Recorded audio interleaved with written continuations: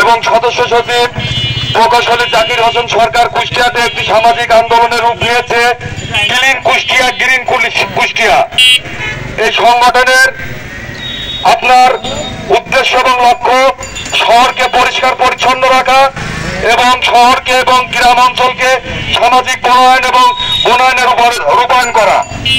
সেই আলোকেই তাদের দিক নির্দেশনায় এবং খুকসা কুমারখালীর গণমানুষের নেতা বারবার নির্বাচিত সাবেক সফল বড় মেয়র আলহাজ নুরুল ইসলাম আনসার প্রামাণিকের সার্বিক তত্ত্বাবধানে এবং দিক নির্দেশনায় এই কুমারখালী শহর এবং কুমারখালী উপজেলাকে পরিষ্কার পরিচ্ছন্ন এবং সবুজায়ন করতে আজকে আমাদের এই সামান্য উদ্যোগ। এই উদ্যোগে যদি আপনারা সহযোগিতা আমাদেরকে না করেন তাহলে আমাদের একার পক্ষে এই কুমারখালী শহরকে সুন্দরভাবে পরিচালনা করা সম্ভব না। এই শহরকে সুন্দরভাবে এবং বিশৃঙ্খলা মুক্ত করতে, সন্ত্রাস মুক্ত করতে, চাঁদাবাজ মুক্ত করতে, পরিষ্কার পরিচ্ছন্ন করতে প্রত্যেকটা ব্যবসায়ীকে আমাদেরকে সহযোগিতা করতে হবে।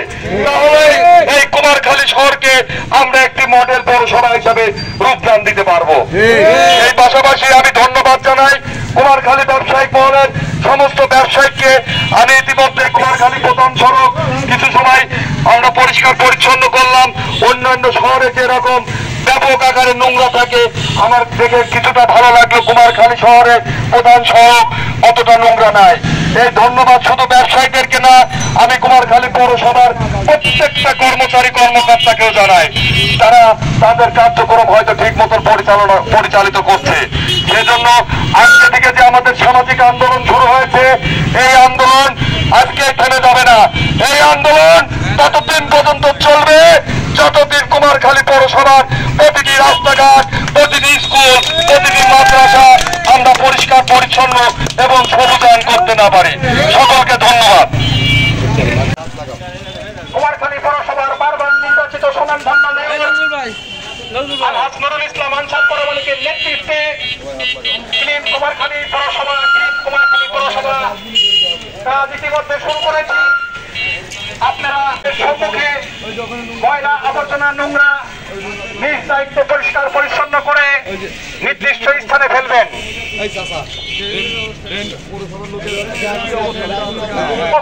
আমরা পৌরসভা থেকে এই ড্রেনটা পরিষ্কার করে দেব। পরিষ্কার করে দেবার পরে আপনারা কেউ এই নোংরা আবর্জনা ফেলবেন না। নির্দিষ্ট স্থানে নোংরা আবর্জনা ফেলবেন।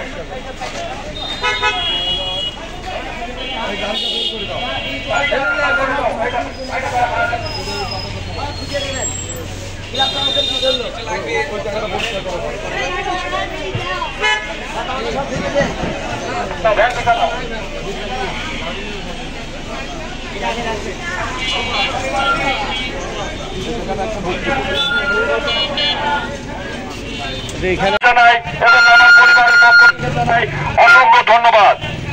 প্রিয় ব্যবসায়িক বিন্দু, আজকে কর্মকাণ্ড দেখে অনেকে অবাক হচ্ছেন। আজকে এই বিষয়ে এই কর্মকাণ্ড সম্পর্কে জানানোর জন্যই আপনাদের কাছে আসা। আপনারা ইতিমধ্যে দেখেছেন যে আমরা একটি সংগঠন করি, সেই সংগঠনের পাশাপাশি একটি সামাজিক সংগঠনের আজকে আমরা অংশগ্রহণ করেছি। এই সামাজিক সংগঠনের নাম ক্লিন কুমারখালী গ্রিন কুমারখালী, অর্থাৎ কুমারখালীকে পরিষ্কার পরিচ্ছন্ন করতে এবং সবুজায়ন করতে আজকে আমাদের এই ছোট্ট উদ্যোগ।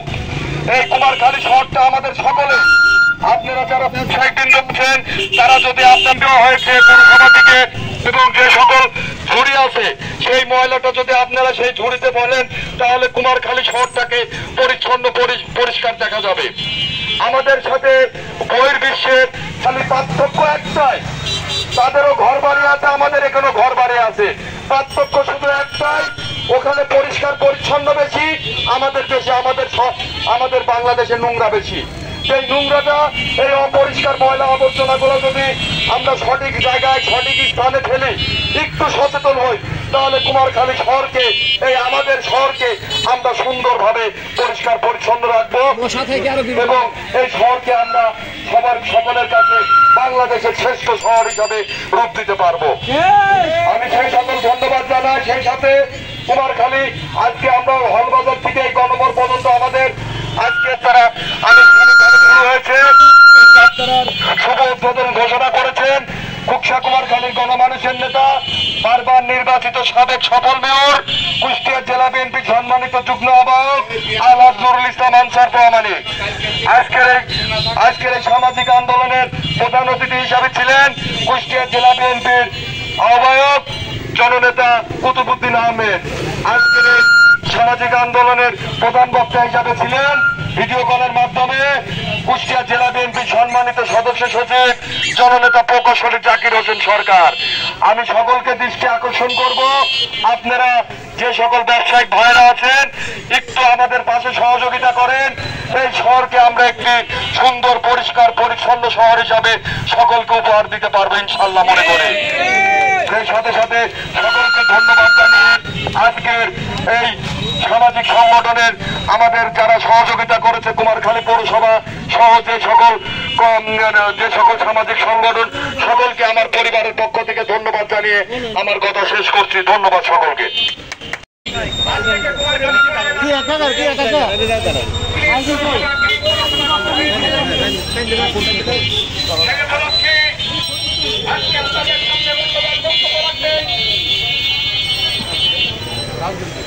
কুমারখালী পৌর এলাকায় আপনাদের সামনে বক্তব্য রাখবেন